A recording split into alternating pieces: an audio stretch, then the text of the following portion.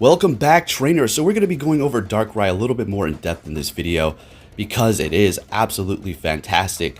Yes, we know it's going to be the best dark type attacker, but there's also another little trick about it which we're going to be going over. So Darkrai is going to be a pure dark type Pokemon, max EP 3739, attack 285, that is amazing. Defense 198, that's not bad. And then stamina on the kind of lower end at 172.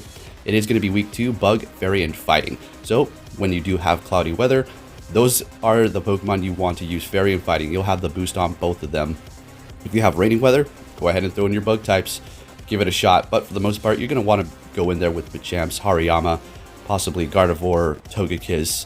Toxicroak will be resisting Focus Blast and Dark Pulse, so that's pretty nice. We'll go over counters here in just a moment. Now it's going to be resisting Psychic, Dark, and Ghost. Now let's keep that in mind. You have resistance to, yet again, Psychic, Dark, and Ghost. Now if we take a look at the moves regarding the charge moves, we have Focus Blast, Shadow Ball, and Dark Pulse. Now for the most part, most of these Shadow Ball users are going to be Ghost types or Psychic types. Therefore, they're going to be weak to Ghost. So what am I trying to get at here? Darkrai using Shadow Ball is going to be absolutely fantastic. Because, well, you have the resistance to Ghost, you have the resistance to Psychic, and if you have that Shadow Ball, you will be able to do massive damage. And here's the kicker, it actually does more damage and lasts longer with Shadow Ball.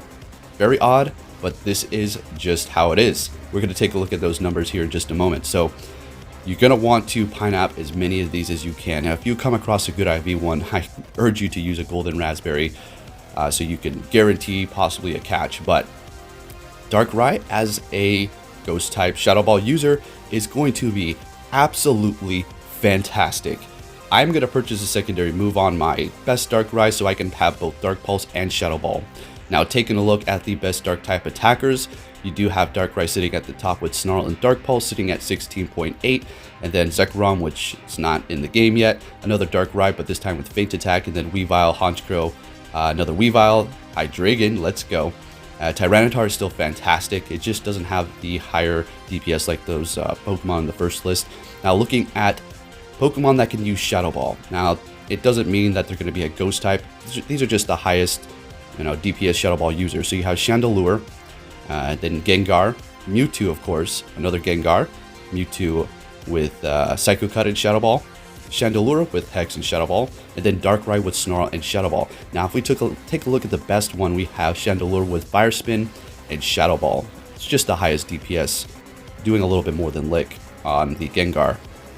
And that's going to be at 18.3. Then if we look at the Darkrai with Snarl and Shadow Ball, it's going to be 17.2. So it's not so far behind. It is pretty much 1 point behind, but you're going to be trading off being weak to possibly another Ghost type user. Now if we take a look at that same list and then kind of put Darkrai, comparing it to its pure dark moves as opposed to the Shadow Ball, we can see Snarl and Shadow Ball are going to be sitting at 17.2 DPS, and then with a TDO of 477. And then with the Snarl and Dark Pulse, it's going to be sitting at 16.8. So as you can see, with Shadow Ball, it does have more DPS, as well as it lasts longer with its TDO. Very odd, but I'm focused more on the DPS. It has higher DPS with that Shadow Ball. Now, does that mean you just want to have Shadow Ball purely on your Darkrai's? Not necessarily.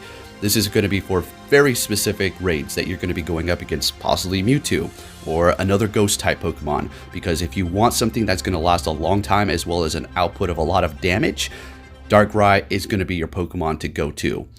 Obviously, your other types like Chandelure, Gengar, Mewtwo are all the top tiers for those Shadow Ball users, as we all have them powered up and bring them into battle if we want to absolutely destroy them. But at the same time, if that Pokemon we are going up against does have Shadow Ball or some sort of super effective move to Ghost or Psychic, well, they're going to be falling faster, while Darkrai is going to be lasting forever. So that is it, folks.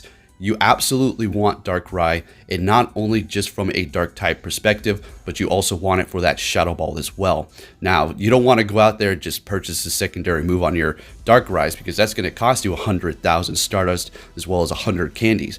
But with the Halloween event, you will be able to double up on all the catches, so take note of that. If you do pineapple it, you'll be able to get more candies, obviously, on top of the double candy rewards that we will have for Halloween. The moral of the story here is you want to use it for Shadow Ball as well as the pure dark typing. This thing is a pretty neat Pokemon because I'm just very excited to test it out, to go up against something like a ghost type Pokemon to see how well it's going to last, say a Gengar. Obviously, if the Gengar does have Focus Blast, it will be super effective to you, but if it does have Shadow Ball, you will be able to last longer, and that's going to be a fantastic test. Now, granted, if you're doing a bit of dodging, because it can just take the hit straight on, but let's be realistic, it's still going to hurt going up against a raid boss, but main point is it's going to be fantastic as a Shadow Ball user. Really can't wait, and I hope you guys took something away from that. Now, in other news, I found my second Giratina. I kind of lost track on how many I've done at this point. It was for the raid day because I'm definitely not going out there just hunting vigorously for the Giratinas. Although I did do that a couple of days ago because I was out with Scarlet and she kind of needed some TMs, and I can always use more TMs as well as rare candy, so we were going and following a few people and doing them. But yeah, got my second Giratina. I've done probably, if I had to take a guess, because I stopped counting after I found my first shiny, I'm up around 100 and maybe 65 or so. And if you're thinking to yourself, why waste so much money trying to find a shiny? Well, I was thinking about it, and at the same time, it kind of is a waste, but not really, because I was doing a bunch of raids and getting rare candy so I could make the power of for all these Pokemon I've been doing. Now, on to some more news here. You may have heard about this. There was an accidental kind of misinformation pushed out by Niantic saying that we were going to have an Alolan Marowak Raid day.